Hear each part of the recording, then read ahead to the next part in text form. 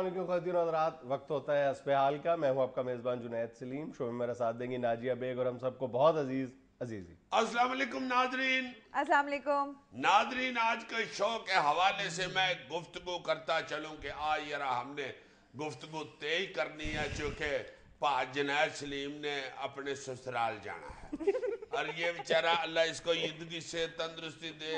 میں نے کائنات میں کوئی فالتو بات نہیں پلیز. نہیں، تم نے مجھ سے اجازت لی تھی کہ ابھی شو سے پہلے کہ میں انتہائی حساس مسئلے پہ بات کرنا چاہتا ہوں. تم ذاتیات پہ اتر آئے ہو. نہیں، میں نے تو یار یہ ذاتیات کیا کرنے لگے تو ایمان کیا کہنے لگے تھے؟ مجھے نہیں پتا کیا کہنے لگے تھے. یار جانا ہے تو اس میں کوئی بری بات ہے. آگے کیا کہنے لگے تھے؟ آگے کیا کہنے لگے تھے؟ جاتے ہیں کوئی ویسے خوشی جاتا ہے، کوئی ڈر کے جاتا ہے، اس میں کون سی بری بات. جس طرح شکلیں ایک جیسی نہیں ہوتی، اس طرح بیویوں کا روب بھی ایک جیسا نہیں ہوتا. کسی پہ زیادہ ہوتا ہے، کسی پہ بہت زیادہ ہوتا ہے، کسی پہ اس سے بھی زیادہ ہوتا ہے، کسی پہ نہیں بھی ہوتا. موضوع تک محدود رہو، ادھر ادھر کی بات نہ کرو. یار یہ سورے جانا کو بری بات تو نہیں ہوتی. انسان کے آپ تو باندر بھی سورے جاتی ہے، تم ہمیں مائنڈ کر رہے ہو. حد ہو گئی. تم سسرال نہیں جاتے؟ میں کٹ ودی جاتی. سچی بات یہ ہے کہ تمہاری پرجائی ادھر جا کے مجھ پہ پھر بہت روب ڈالتی ہے. وہ ذرا تگڑے لوگ ہیں، وہ جان بوجھ کے مجھے ساڑتی رہتی ہے. چنگا پڑا میں ویڑے میں بیٹھا ہوں تو اندر سے آواز مارے گی، یہ ذرا آنا، یہ امی کی فریج بہت اونچی ہے، ذرا اوپر سے آ کے مجھے یہ کولا اتار دو. وہ چلا گیا. میں نے کہا چلو کولا ہی اتار دیتا ہوں.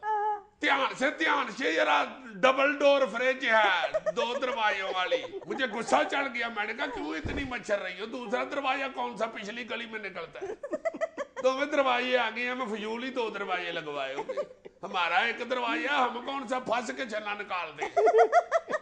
صرف اپنی عمارت بتانے کے لیے ڈبل ڈور والی فریج ہے، بہت اونچی فریج ہے. حد ہو گئی. ایسی بات پتہ نہیں کہاں سے کہاں لیں گے. بات یہ شو شروع ہونے سے پہلے یہی کہہ رہا تھا کہ جو میاں بیوی کے تعلقات ہیں وہ اس وجہ سے، بہت سارے تعلقات اس وجہ سے خرابی پر منتج ہوتے ہیں کہ میاں اور بیوی کے درمیان یہ جو سسرال اور میکے کی لڑائی ہے نا، یہ ختم نہیں ہوتی. یعنی ایک دوسرے کو نیچا دکھانے کی یا ایک دوسرے سے جو کمپٹیشن ہے یہ ختم نہیں ہوتا اور دونوں کے درمیان تلخیوں کو جنم دیتا ہے. یہ جیلسی بھی ہوتی ہے یار، دونوں ہی ایک دوسرے سے جیلس ہو رہے ہوتے ہیں. شکر ہے میں تو نہیں ہوں. اچھا ویسے عام میں نے یہ دیکھا کہ اس طرح ہوتا ہے. ویسے کیوں ہوتا ہے؟ اس کی نفسیاتی وجوہات کیا ہے؟ اس کی ذاتی نفسیاتی وجوہات یہ ہیں کہ ہم نے ذہنی طور پہ یہ قبول نہیں کیا ہوتا کہ جو بیوی کے گھر والے ہیں، جو اس کے ماں پیو ہیں، وہ میرے بھی ماں پیو ہیں. نہ ہی بیوی نے یہ ایکسیپٹ کیا ہوتا ہے کہ جو خاوند کے ماں باپ ہیں یا اس کا گھر ہے، یہ میرا اپنا گھر ہے. ذہنی طور پہ قبول نہیں کرتے، اس لیے کمپٹیشن میں ساری زندگی گزار دیتے. اچھا یار، اس میں کوئی لمبی چوڑی بحث کی ضرورت ہی نہیں ہے. اپنے ارد گرد، اپنے خاندان میں، اپنے گرد و نواح میں نظر ڈال کے دیکھ لو کہ خاندان میں سب سے زیادہ آئیڈیلائز اس خاتون یا اس بہو کو کیا جائے گا جس نے اپنے میکے کی بجائے اپنے سسرال کو ترجیح دی ہے. یعنی سسرال کو اپنا گھر سمجھا ہے. جو جتنا زیادہ سسرال کے ساتھ جڑی ہے اس نے اتنی زیادہ عزت پائی ہے. اور اگر کوئی بہت زیادہ یعنی سسرال کو اس نے پاؤں کی ٹھوکر پہ رکھا ہے اور اپنا سارا رشتہ میکے کے ساتھ ہی جوڑے رکھا ہے تو میکے میں بھی اس کی زیادہ عزت نہیں ہوئی. بالکل تم ٹھیک کہتے ہو. یہ واقعی بڑی ٹیکنیکل اور اچھی بات ہے.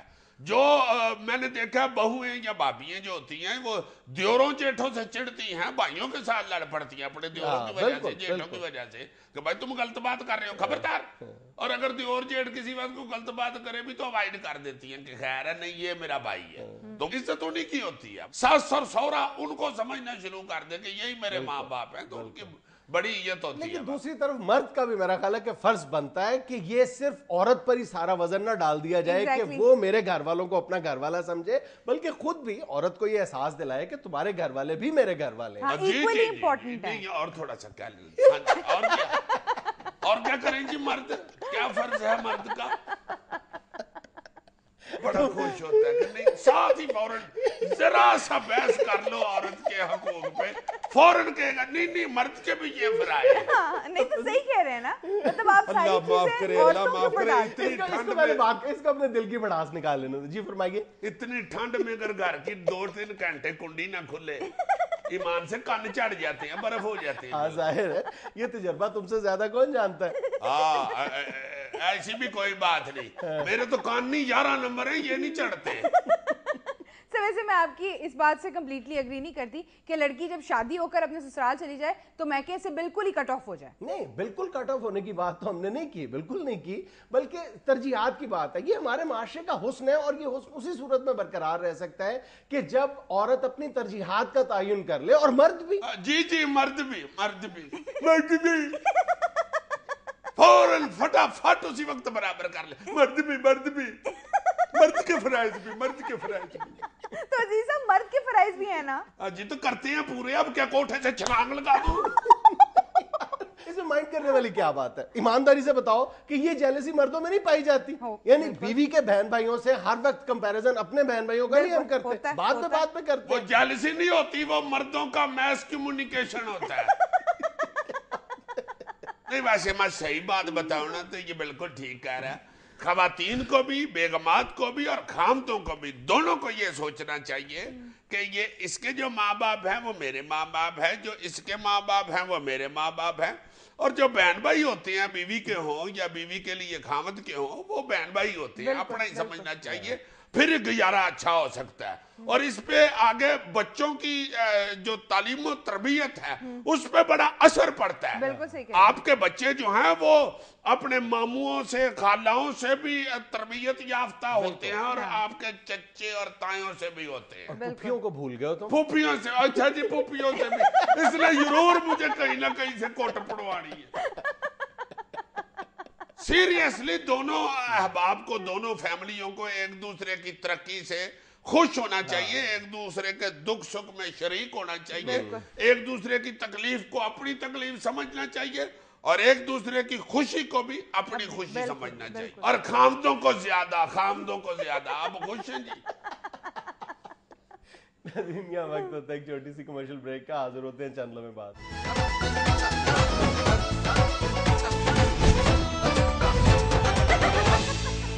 ناظرین, گڑی خدا بخش میں طویل اور پرجوش خطاب کے بعد آج ہمارے ساتھ ہیں سابق وزیر اعظم جناب یوسف رضا گیلانی. السلام علیکم. وعلیکم السلام جنید صاحب, بہت شکریہ آپ کا. یہ جو ابھی آپ نے پرجوش کی بات کی ہے, میں سمجھتا ہوں کہ جوش تو میرا اسی دن بڑھ گیا تھا جب میں نے عہدہ چھوڑا تھا, یا عہدہ چھوڑا تھا یا کسی نے چھڑوا لیا تھا. مجھے تو اس وقت پتہ چلا تھا جب میں باہر آیا تو سپاہی نے مجھے سلوٹ نہیں کیا. تو پہلے تو میں نے سمجھا کہ شاید اس سپاہی کی وقی میں درد ہے, اس لیے مجھے سلوٹ نہیں کیا.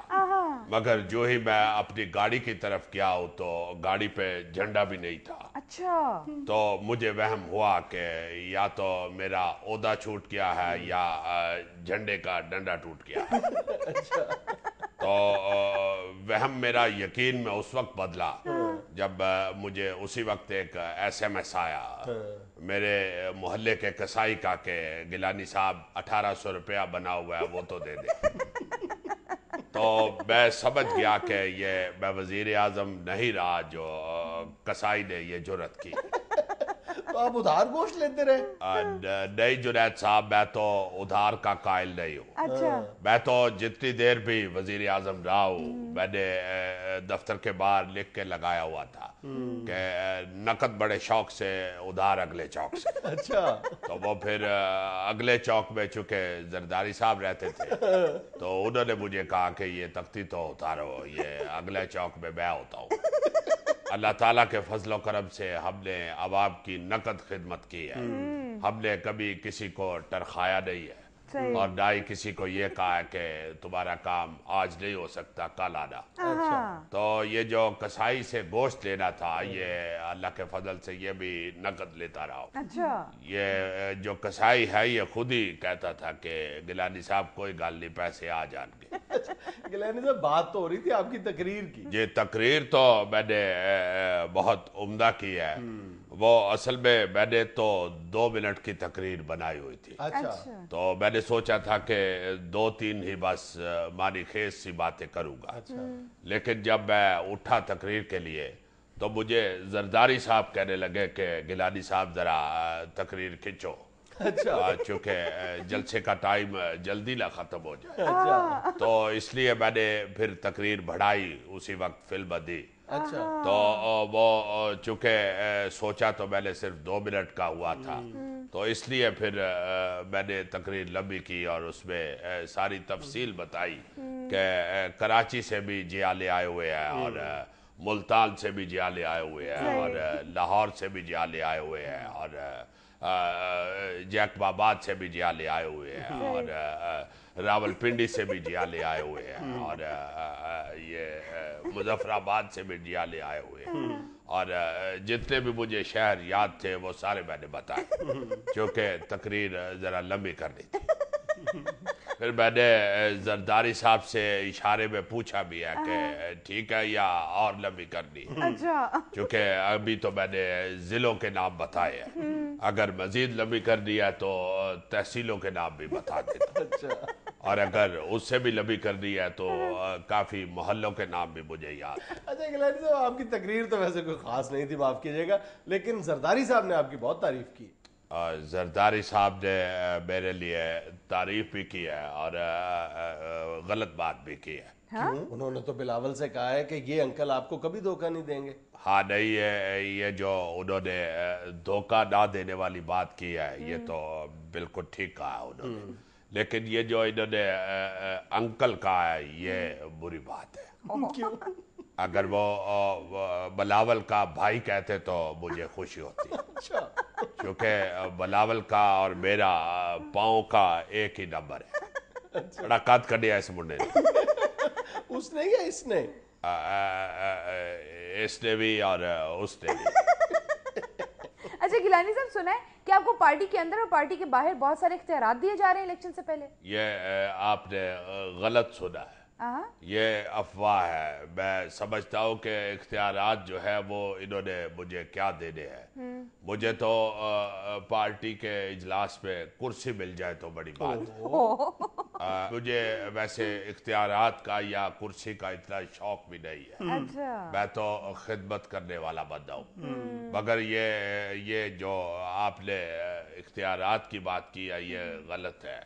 اور میں یہ بھی بتاتا چلوں کہ اب تو اجلاس میں مجھے جو وہ کولڈ ڈرنک پلانے والا بچہ ہوتا ہے لڑکا، وہ بھی میرے پاس سب سے آخر میں آتا ہے اگر بوتل ود جائے تو، ورنہ 1-2 دفعہ تو مجھے پیاس کی وجہ سے اسے خود روکنا پڑا، میرے پاس سے گزرا تو میں نے اسے ٹھبی دی تو وہ بوتل سمیت میری گود میں گر گیا، تو میں نے جلدی سے بوتل پکڑ لی اور اوپر سے لوگوں نے لڑکا پکڑ لیا، تو وہ انہوں نے لڑکا کھینچ لیا تو بوتل میرے ہاتھ میں رہ گئی، تو میں نے تو اس سے چابی بھی نہیں مانگی بوتل کھولنے والی، میں نے کہا کہیں لڑ نہ پڑے کہ بوتل واپس کرو، تو میں نے تو دانت کے ساتھ کھول کے پی لی۔ اچھا گیلانی صاحب، آج ہی آپ کے بیٹے عبدالقادر گیلانی پہ کیا الزام لگ گیا؟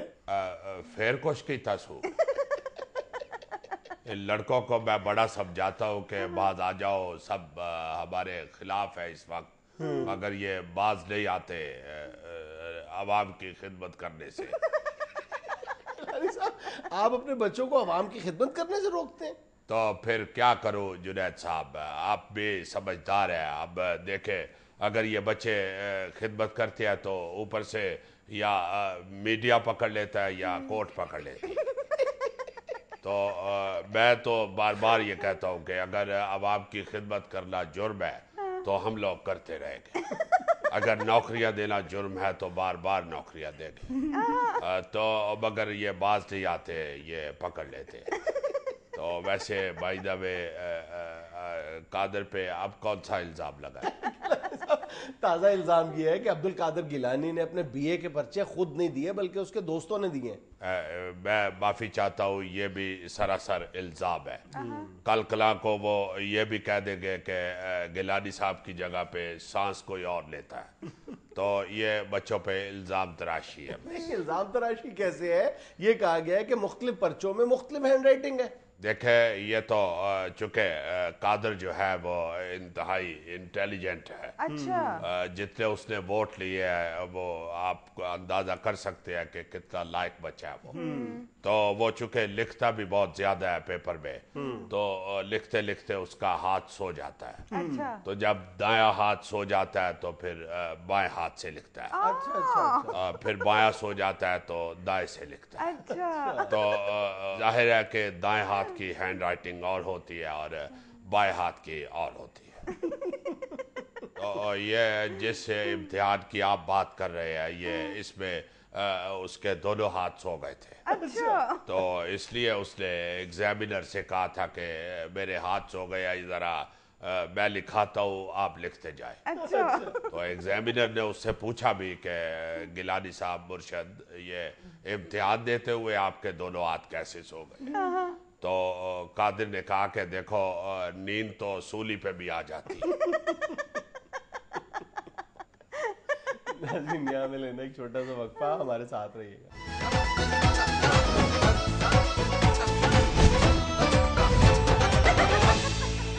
JUI کے رہنما حافظ حسین احمد نے کہا ہے کہ نزدیک کی نظر ٹھیک ہے, الیکشن قریب دکھائی نہیں دیتے. میں معافی چاہتا ہوں حافظ حسین احمد صاحب, آپ کے بیانات اتنے دلچسپ اور پیارے پیارے ہوتے ہیں کہ مجھے آپ بھی سیاست کے عیی لگتے ہیں.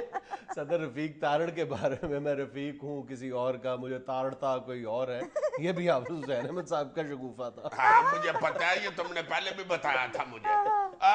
مگر یہ جو حافظ صاحب نے فرمایا نا مجھے الیکشن کہیں نزدیک نظر نہیں آتے, نظر میری نزدیک کی تیز ہے. حافظ صاحب میں معافی چاہتا ہوں, اس مسئلے میں حضور سیاستدانوں کا درجیوں والا صاحب ہوتا ہے. جس طرح درجی جو ہے وہ سوئی میں دھاگا ڈال لیتا ہے مگر اس کو کینچی نظر نہیں آتی, ایسی ایسی بیچارہ کر رہا ہوتا ہے کدھر گئی ہے. ویسے اس مسئلے میں میرا جو انالیسس ہے نا پا جنید, جس کو تو الیکشن وارہ کھاتے ہیں وہ تو کہتا ہے کہ الیکشن این وقت پہ ہوں گے, ضرور ہوں گے, بالکل ہوں گے. جس کو الیکشن وارہ نہیں نہ کھاتا وہ کہتا نہیں ہوں گے, الیکشن نیڑے نہیں نظر آ. یار حافظ صاحب کو نہیں وارہ کھاتا. لگتا تو یہی ہے کیونکہ حافظ صاحب اپنے معاملات اپنی جماعت کے اندر بھی درست کرنے کی کوشش کر رہے ہیں. ہاں بالکل تم ٹھیک کہہ رہے ہو حافظ صاحب, جن کو جناب دلچسپی ہے نا الیکشن میں وہ تو کہہ رہے ہیں کہ ضرور ہوں گے. اس کا بیاہ والا صاحب ہوتا ہے, جیسے جس بچے کا بیاہ کرانے کو دل کر رہا ہو نا اور نوٹ بھی وہ کما رہا ہو, وہ ایویں ماں کے پاس سے گزرتا ہوا کہتا ہے اماں نوکر والے دا منڈا میرے نال 2 سال چھوٹا ہے, وہ بیاہ کر چھڈن لگے نے, ویکھو ذرا مت ماری انہوں نے. ابے کو ہمیں پوچھ رہا ہوتا ہے کہ ابا جی آپ کی شادی کتنی عمر میں ہوئی تھی؟ ابا بتاتا ہے بیٹا 30 سال کی عمر میں. اچھا میں 32 کا ہو گیا ہوں. اور جس بچے کو بیاہ سے نفرت ہے, جس کی دلچسپی نہیں ہے بیاہ میں, وہ ہمیں بیاہ کے خلاف ہوا ہوتا ہے, بیڑے میں بیٹھ کے کہتا رہتا ہے ہمیں بیاہ کرانا ہی نہیں چاہیے. بیوی آ جائے تو بندہ ماں کی عزت نہیں کرتا. اماں میں تمہاری بڑی عزت کرتا ہوں, فکر نہ کر.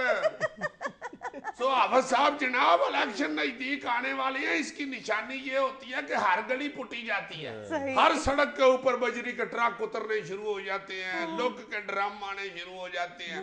اس سے پتہ چلتا ہے کہ الیکشن ہونے والا ہے. محلے میں, قلوں میں, جنائیوں پہ, ویاہوں پہ سیاستدان نظر آنا شروع ہو جاتے ہیں. تڑا تڑ جا کے اٹینڈ کرتے ہیں پارٹیاں جنائے کل چلیس میں. اس سے بھی پتہ چل جاتا ہے کہ لو جی الیکشن آنا لا جی جناب, آج جڑے ملک صاحب آئے نا جی جنائے تھے, الیکشن آ چلے آ جائے. بجلی بچائیے اپنے لیے قوم کے لیے, یہ مہم پاکستانی نہیں بلکہ اب ایک امریکی اسکول نے شروع کی ہے. اچھا امریکہ والے اب یہ اپنا کہہ رہے ہیں کہ بجلی بچائیے اپنے لیے قوم کے لیے. یہ کبھی ہم کہا کرتے تھے. میرا خیال ہے امریکہ والوں نے کہا کہ یار تمہارے پاس تو اب بجلی ہے ہی نہیں, تو بچانی کیا ہے آپ لوگوں نے, یہ نعرہ ہمیں دے دیں, ہم تو اپنی بجلی بچائیں, ہمارے پاس تو ہے. ہمارے پاس تو اب صرف یہی نعرہ رہ گیا ہوا ہے, عزت بچائیے اپنے لیے, اپنے گھر والوں کے لیے. چپ کر کے گھر بیٹھو, باہر نکلو ہی نہ. سارے ہمارے نعرے ہمارے کسی کام کے نہیں رہے, اب وہ دوسری قومیں لے گئی ہوئی ہیں. جس طرح شروع میں باب قائد اعظم نے نعرہ لگایا تھا ایمان, اتحاد, تنظیم, یقین, محکم, انگریز جاتے ہوئے ساتھ لے گیا. اس نے کہا بابا جی انہاں دے کسے کام دا نہیں, سانو دے چھڈو. ایک اور نعرہ تھا قائد اعظم کا، کام کام اور صرف کام، وہ ہم سے چائنا والے لے گئے ہوئے، ایسا کام پہ لگے ہیں وہ چائنا والے، اللہ معاف کرے۔ ہنی مون پہ جائیں تو 7-3-4 درجنہ موبائل فون لے جاتے ہیں کہ یار پہاڑیوں پہ بھیج دیں گے۔ بیگم کو کہہ رہے ہوتے ہیں ہنی مون تو چوپو پہنچو کوچو، پہاڑی علاقہ پہنچو دکان موچو کوچو کوچو، چوپو چو موچو کوچو بیچیں گے موجاں۔ بڑا ہی کام کرتے ہیں چائنا والے۔ بیوی بیمار ہو نا، اسے ہسپتال داخل کرا کے تو وارڈوں میں موبائل چارجر بیچتے پھرتے ہیں، اتنا کام کرتے ہیں۔ آئے ہائے، جو چینی مسلمان ہے نا وہ تقاب پہ بیٹھے تو مسجد کے ویڑے میں کھجوریں لگا لیتے ہیں۔ کہا ہمیں تھا بابے نے کام کام اور صرف کام، ہمیں کو کہہ دینا آپ کو کام کرو، اس کو ہم آگے سے کہہ دیتے ہیں جا کام کر جا کے۔ بندہ پوچھے جو اس نے کہا پہلے تم وہ کام تو کر لو، اس کو کیوں دوسرے کو کام پہ لگا رہے ہیں؟ ایک اور نعرہ لگا بیٹھے تھے ہم، روٹی کپڑا اور مکان۔ وہ ہمارا نعرہ سن کے ساری دنیا کے پاس روٹی کپڑا اور مکان آ گیا، ہم تین چیزیں گوا بیٹھے۔ ہمارا تو صرف ایک نعرہ ہمارے اپنے کام آیا ہے، ایٹم بم بنائیں گے بے شک گھاس کھانی پڑے۔ ایٹم بم بھی بنا لیا اور گھاس بھی کھا رہے ہیں۔ جرمنی میں ایک خاتون نے کبوتر کے خلاف پولیس یہ کہہ کر بلا لی کہ یہ 3 ہفتوں سے میری چھت پر ہے اور دروازہ کھولنے پر اندر آ جاتا ہے۔ لو دیکھو ذرا جنید صاحب، دیکھو ذرا، اے تسی پاکستان دی پولیس نوں ظالم کہندے ہو، اے دیکھو ذرا کتھوں دی پولیس جی ہے؟ جرمنی دی پولیس دیکھو کبوتر پھڑن چل گئی چھت دے اوتے، دیکھو ذرا۔ حیا کرو یار، کبوتر ایک معصوم جانور ہوندا ہے، بیچارہ گٹکوں دے علاوہ کچھ کہندا ہی نہیں۔ یقین کرو تسی اونوں جو مرضی کہو کو صرف گٹکو ہی کہندا ہے۔ ایک بندے نوں گٹکو تو علاوہ کوئی گل ہی نہیں کرنی آندی، تسی یار کیوں دے ہتھی بہن رہے ہو؟ اے پولیس کادی پولیس ہے بھائی؟ حد ہو گئی ویسے، کڈی ظالم پولیس ہے یار جرمنی دی۔ اسی دیکھو کڈے رحم دل لوگ ہاں، اسی تے کدھر ڈاکا وج رہا ہوے اسی جاندا ہی نہیں جنی دیر تک ڈاکو چلے نہ جان۔ اسی کہندے یار ڈاکو دی بھی ہر کوئی زندگی ہوندی ہے، وہ بھی بیچارہ بڑی محنت کر کے آیا ہے۔ ڈاکا مار کے چلا جائے جو تو ڈاکو اسی پھر جانے ہاں بھائی دسو کیڑا ڈاکا وجیا، کنے بجے وجیا، کتنے وجیا، زور دی تے نہیں وجیا۔ ایسے فضول نے دیکھو یار کبوتر بڑے ٹوٹ گئے۔ تسی یقین کرو جنید صاحب، ایک دفعہ میں سڑک تے اتنے جا رہا سا، میرے سامنے ایک بندے نے دوسرے بندے نے گولی مارتی ہے پیسے بٹوا کھون واسطے۔ میں گولی تو نے مار دیتی ہے، میرا پستول نوں ہاتھ پہ ہے، مگر ایک دم میرے ذہن چ آیا میں یار نے 7.5 روپے دی اپنی گولی ضائع کی ہے، ہن اینوں بٹوا لے لینا چاہیے، میں نہ اینوں گولی مارا، کوئی گل نہیں، 7.5 روپے ضائع کیتے۔ اگر نہ گولی مارتا میں اتر کے پھڑ لیتا ہوں، اوتے جو 7.5 روپے لگ گئے تے اگوں بھی تانوں کچھ آنے چاہیے نا۔ اسی تے جنید صاحب تسی یقین کرو ایتھے کدھر ایکسیڈنٹ ہو جاوے اسی نہیں وچ بول دے، اسی کہنے بھائی اودی گڈی ہو جانے سانو کی، اتر کے ایک دوسرے چپیڑا چپڑا مار کے غصہ ٹھنڈا کر کے نکل جاندے نے، ایک دوسرے کو پیسے پوسے کھو کے چلے جاندے نے، اسی نہیں وچ بول دے، اسی کہنے یار ساڈے تعلق کی ہے۔ اے دیکھو جرمنی والے یورپ والے کدھر ایکسیڈنٹ ہو جائے فوراً کی گڈی لے کے پہنچ جاندے نے، پیچھے ہٹ جاؤ اسی فیصلہ کرانگے، بھائی تسی کون مامے لگدے تسی، اودی گڈی یار وہ آپے گل کرن، تسی وچ کون ہوندے ہو بولن والے؟ نہیں جا کے ضرور بولنا ہے، ہر گل چ انہاں نوں بولن دی عادت ہے انہاں دی پولیس۔ پھر آپ لوگ کیا کرتے ہو یار؟ بہت اچھے، اے شہر چ انیاں ڈکیتیاں ہون ڈیاں نے، چوریاں ہون ڈیاں، قتل و غارت ہون ڈی ہے، جوئے ہون ڈے نے، شراباں وکن ڈیاں نے۔ شاباش بھائی، اے اسی کچھ کرتے ہی نہیں جی، اسی پھڑنے انہاں نوں، وہ آگے پرچہ لکھائے تے صحیح نا، بسم اللہ اسی ضرور جانے گا، اسی کوئی گل نہیں۔ ناظرین یہاں میں لینا ایک چھوٹا سا وقفہ، ہمارے ساتھ رہیے گا۔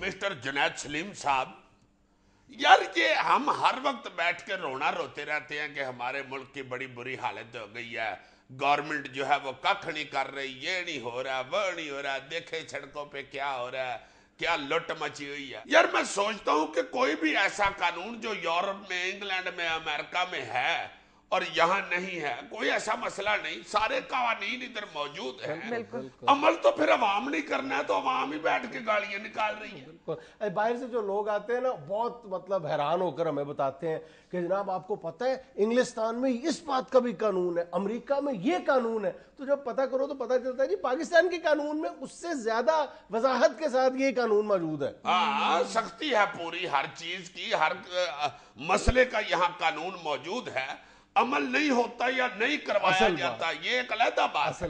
وہاں پہ صرف یہ ہے کہ وہی قوانین جو ادھر بھی ہیں ادھر بھی ہیں، وہاں ان پہ عمل کروایا جاتا ہے یا لوگ عمل کر رہے ہیں، یہاں پہ ہم جو ہیں وہ کیئرلیس ہوئے ہیں۔ اس لیے ساری تعریفیں ہم ان کی بیٹھ کے کرتے ہیں, اپنے آپ کو ہم گالیاں بلکہ میں یہ سمجھتا ہوں کہ ہم اکثر اوقات کہتے ہیں نا جی کہ ہمیں یورپ کی سائنسی ترقی کی طرف دیکھنا چاہیے, ان کی معاشی ترقی کی طرف دیکھنا چاہیے, دفاع کے شعبے میں ان کی ترقی کی طرف دیکھنا چاہیے. میں یہ سمجھتا ہوں ہمیں ان کی جو معاشرتی رویے ہیں, جو ان کے سماجی رویے ہیں, یہ ان سے مستعار لینے چاہیے, کیونکہ انہوں نے یہ ہم سے مستعار لیے تھے. بالکل. میں یہ دیکھو نا, ہم اکثر باتیں بھول جاتے ہیں, ہماری یادداشت بہت کمزور ہے کہ قانون پر عملداری کے حوالے سے بھی ہمارا معاشرہ, ہماری قوم ترقی معکوس کا شکار ہے. یعنی ریورس گیئر ہم نے لگایا ہے. ہائے ہائے ہائے, ہمارے پاؤں الٹے تھے, فقط چلنے سے کیا ہوتا, بہت آگے گئے لیکن بہت پیچھے نکلا. بہت خوبصورت. یہ دیکھو کہ لیٹ 50s یا ارلی 60s کی بات ہوگی, تم تو بہت اچھی طرح جانتے ہوگے کہ پاکستان کے بڑے شہروں میں آج ہمیں کس طرح سڑکوں پہ جب قانون کی عملداری نظر نہیں آتی, یہ کتنا سخت قانون ہے یہ نمبر پلیٹس کا یا گاڑیوں پہ لائٹس لگانے کا, لیکن تم اچھا گاڑیوں پہ لائٹیں لگی ہوتی تھی پہلے. یہ دیکھو کہ سائیکل پہ لائٹ لگی ہوتی تھی. اسی پاکستانی معاشرے میں یعنی ایک تو وہ ریفلیکٹر لگا ہوتا ہے, باقاعدہ ڈائنمو والی لائٹس لگا کرتی تھی. یار بڑا پرانا بندہ ہے, تو سائیکلوں پہ لائٹیں لگی. تمہیں تو سائیکل کا بھی نہیں پتا ہوگا میرا خیال. نہیں, میرے سامنے آ گئی ہے سائیکل, مگر یہ نہیں مجھے پتا کہ ڈینمو لگی. اچھا پھر یہ دیکھو کہ جو شہروں میں بیل گاڑیاں آیا کرتی تھیں یا بڑی سڑکوں میں شاہراہوں پر گدا گاڑیاں, بیل گاڑیاں ہوتی تھیں, آج ان کے پیچھے چارانے کا یعنی وہ جو ریفلیکٹر ٹیپ لگی ہوتی ہے وہ بھی نہیں ہوتی. اور اس وقت یعنی 50s اور 60s کی بات ہے کہ اس وقت لالٹین لازمی ہوا کرتی تھی. ہاں بالکل بالکل, گڈ کے نیچے لالٹین جلی ہوئی لٹک رہی ہوتی تھی اور اس کے پیچھے پیچھے کتا دوڑ رہا ہوتا تھا. بالکل یاد ہے مجھے یاد. اور اس کے بعد یہ جو بڑے بڑے شہروں میں جو بڑے چوراہے ہوا کرتے تھے, چوک ہوا کرتے تھے, سائیکل سوار باقاعدہ سائیکل سوار کے لیے لازم تھا کہ وہ چوک آنے سے پہلے باقاعدہ سائیکل سے اتر جایا کرتے تھے. اور کئی چوکوں میں, بڑے شہروں کی بات ہے, یہ لکھا ہوتا تھا, سائیکل سوار کے لیے ہدایات لکھی ہوا کرتی تھی اور ان پر عمل ہوتا تھا.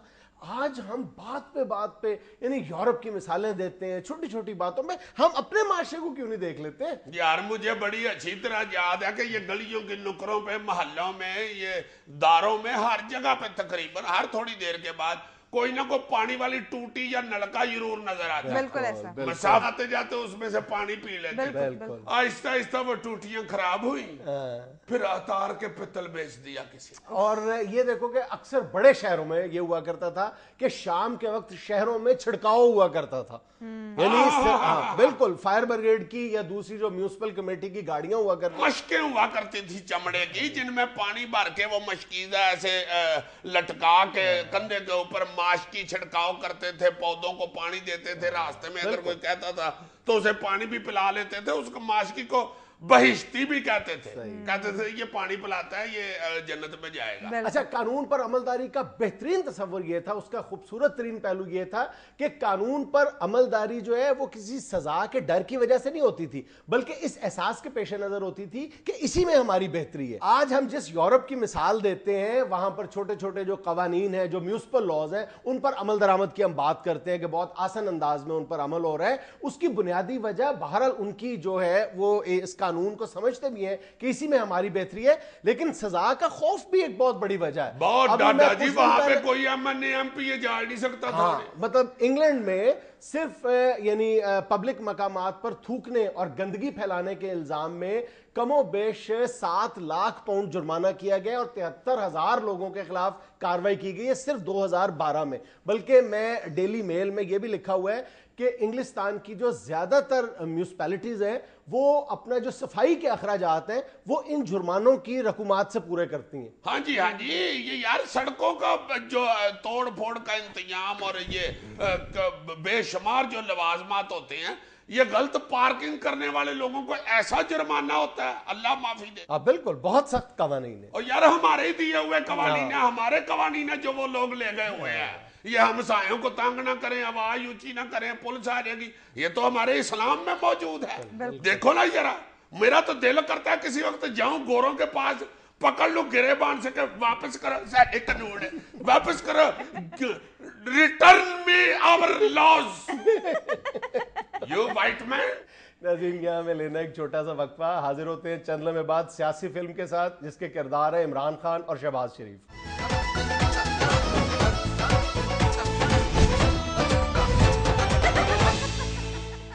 صاحب پیش کیجئے آج کی سیاسی فلم. ناظرین آج جو فلم میں آپ کو دکھانے کے لیے جا رہا ہوں وہ 3 in 1 ہے. وہ فیچر فلم بھی ہے, فیوچر فلم بھی ہے اور فرنیچر فلم بھی ہے. فرنیچر کیسے عزیز صاحب؟ کرسی کا رولا ہے نا فلم میں, سٹوری ڈیپینڈ کرتی ہے آن چیئر. اچھا. اور اس کے جو 2 اہم کردار ہیں ان میں ایک ہیں جناب خادم اعلیٰ میاں شہباز شریف صاحب اور دوسرے جناب P T I chairman Imran Khan صاحب. اوپا عمران, گلاس روڈ کے سونامی کا شور مچانے والے انسان, لپیٹ دیں گے پنجاب سے تیری دکان, مٹا دیں گے الیکشن میں تیرا نام و نشان. اب ہمارے ساتھ ہیں نوجوان جڑے جڑے تیرے کول جان وہ مڑ کے ساڈے کول آن. بڑا باندھا سا تو پلوان. اے چاچا شہباز, پی آئی اے کے پرانے جہاز, سرکاری فنڈ سے نہ بن فیاض, تیری سخاوت کے سب جانتا ہوں راز, صرف فوٹو کھچوانا ہے تیرا کاز, مت کھول نیا محاذ, جتنا مرضی بانٹ لے لیپ ٹاپ بطور نیاز. بس بس بس کر عمران, بس کر عمران. سردیوں میں لگی ہوئی سیل والی دکان, زیادہ چونے کتھے والے کوڑے پان. کہاں تیری بولنگ اور کہاں شہباز کی اڑان, ہم مرغے مسلم تو صرف سکا نان, ہم سرسبز کھیت تو رڑا میدان, تو سینے کی بوٹی ہم ثابت ران, تو صرف کوچ بن جو میری مان, لاہور چھڑ تے جا انگلستان. ٹھہر جا شہباز, ٹھہر جا شہباز, اب تیری پارٹی کے بچنے کا کوئی نہیں جواز. کس بات کا تو وزیر اعلیٰ, ایک ٹھیک نہیں تیرا چالا, کرپشن دی کر دی حالا لالا, تیرا جلسہ بورنگ باتیں, میرا جلسہ میوزک گالا. ہم نیا ٹی سیٹ تو تڑے یا پیالہ, تو پھکی دال ہم گرم مسالہ, ہم برگر تو شٹالا, تو لال تیرا رانا کالا. یعنی کافیے کے چکر میں یہ کیا کیا ڈالا, میرے آف براؤن رانے کو کہتا ہے کالا. جان دے لالا, جان دے لالا, دیکھنا ہم الیکشن میں ہونجا پھیر دیں گے, اور لوگ تمہیں ٹھینگا اور ہمیں ووٹ پھیر دیں گے. تم سونامی نہیں نری ناکامی ہو, اپنی طرف سے بنتے لیڈر عوامی ہو. تمہاری فتح کا چراغ گل کر دیا ہے, میرے پلوں نے مجھے پل کر دیا. ہم تو دیکھو پھر ترقی کس قدر کروا گئے, حسرت ان گنچوں پہ ہے جو بن کھلے مرجا گئے.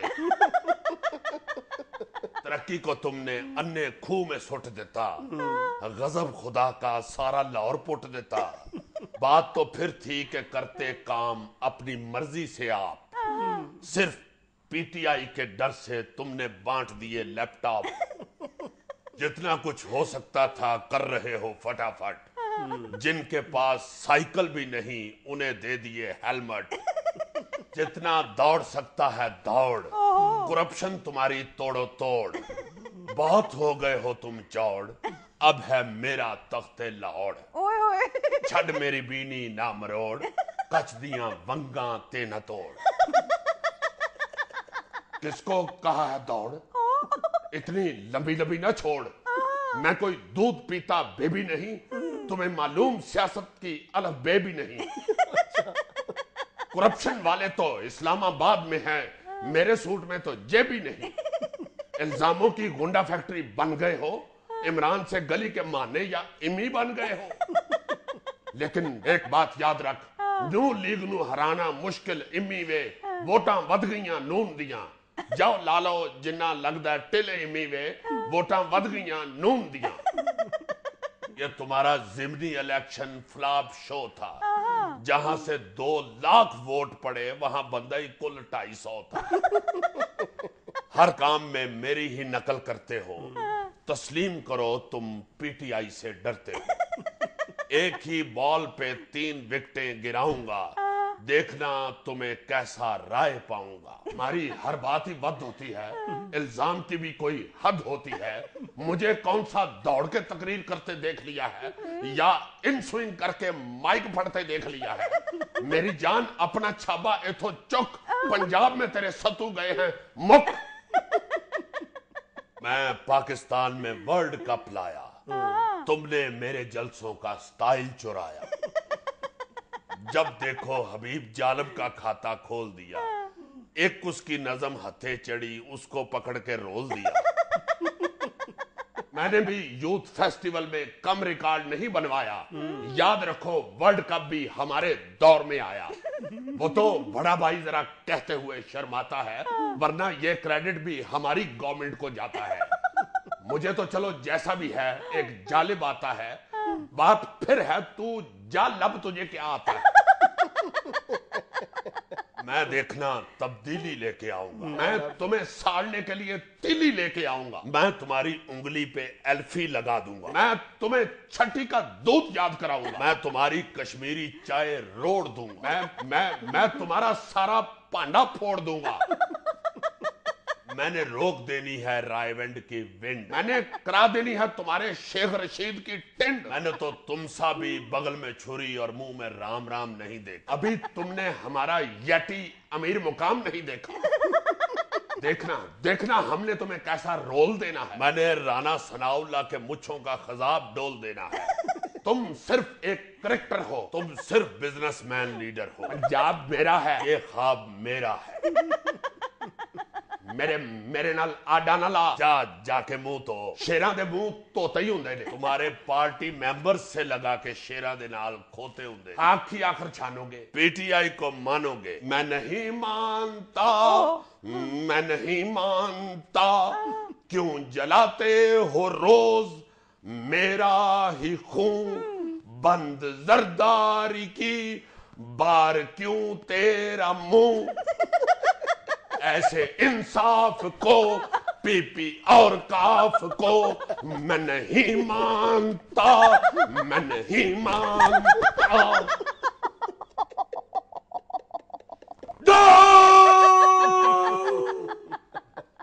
नाज़रीन, ये था आज का हस्बे हाल। खुश रहें, खुश रखें। आपसे मुलाकात होगी इंशाल्लाह कल। अल्लाह हाफ़िज़। चिरवे रोड़ी गुलाबदारे गटलाची आला रेवड़ी गुलाबदारे ठंडी बोतल लड़ा, ठंडी बोतल लड़ा, ठंडी बोतल लड़ा, ठंडी बोतल लड़ा।